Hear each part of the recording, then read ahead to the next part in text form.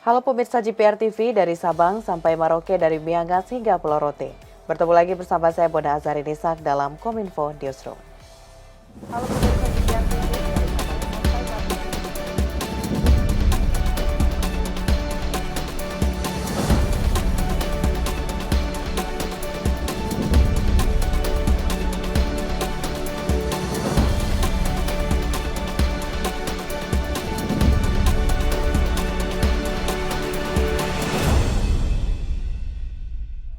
Pemirsa, kita ke informasi pertama. Kementerian Kesehatan mengumumkan temuan pasien pertama terkonfirmasi monkeypox atau cacar monyet di Indonesia.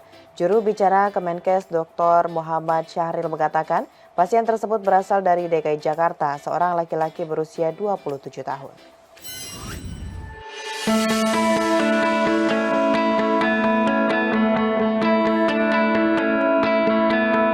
Dalam konferensi pers yang dilaksanakan secara virtual di Jakarta, juru bicara Kementerian Kesehatan Muhammad Syahril mengatakan, pasien pertama terkonfirmasi monkeypox warga Jakarta berusia 27 tahun dan memiliki riwayat perjalanan ke luar negeri. Tibanya di Indonesia, pasien mengalami demam, ia juga menunjukkan pembengkakan pada kelenjar getah bening. Tak hanya itu, pasien juga mengalami ruam cacar di telapak kaki dan tangan, serta sebagian di area genital.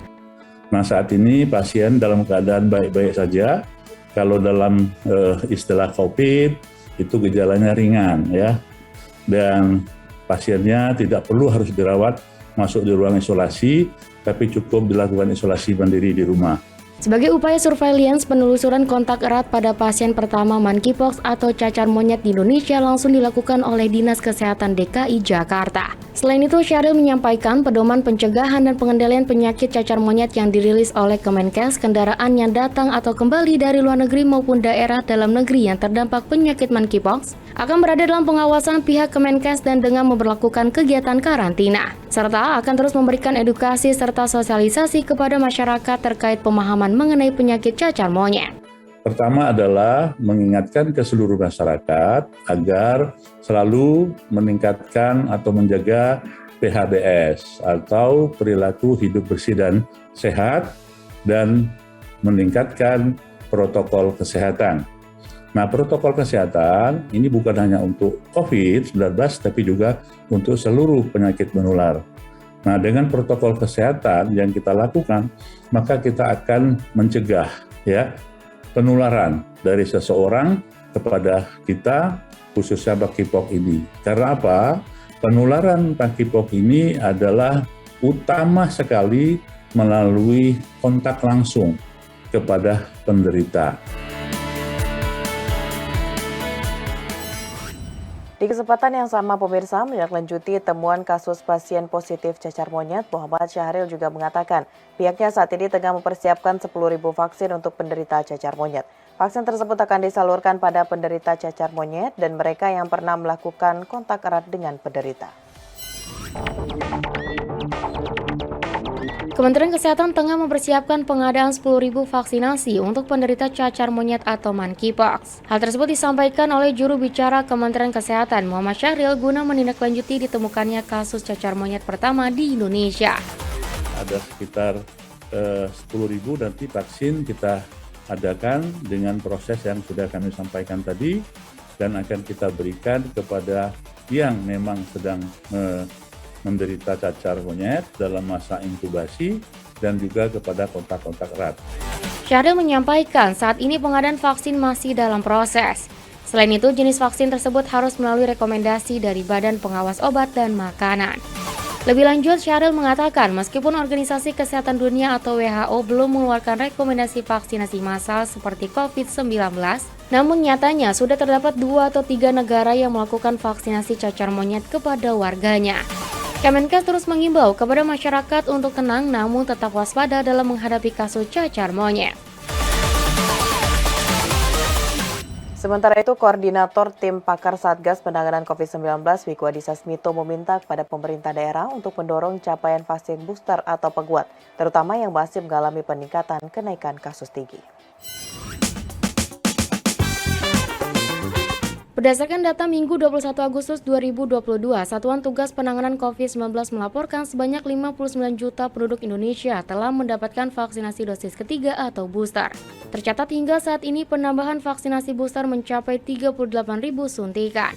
Dengan demikian, vaksinasi booster COVID-19 telah mencapai 25,20% dari total target vaksin nasional yaitu 234.000. Sementara vaksinasi dosis kedua terdapat penambahan 9.000 suntikan sehingga total vaksin mencapai 170.000 atau 72,70% dari target vaksinasi nasional. Koordinator Tim Pakar Satgas Penanganan COVID-19 Wiku Adhisa Smito meminta pemerintah daerah untuk lebih mendorong capaian vaksin lengkap dan booster terlebih kasus peningkatan kembali tinggi. Rangkaian vaksin perlu tepat waktu sebab efektivitas vaksin akan menurun setelah 6 bulan disuntik bagi orang dewasa dan 3 bulan bagi lansia. Pada prinsipnya, pemerintah senantiasa terus melakukan sosialisasi serta perlindungan kepada masyarakat demi mempertahankan herd immunity yang tinggi. Dalam agenda konferensi pers Third Health Working Group di Bali, Menteri Kesehatan Budi Gunadi Sadikin mengatakan penyelesaian pandemi COVID-19 perlu didukung kapasitas riset dan manufaktur kesehatan yang merata serta berkeadilan di seluruh dunia. Menurutnya, tanpa ada kapasitas yang merata di seluruh dunia, pandemi tidak akan selesai.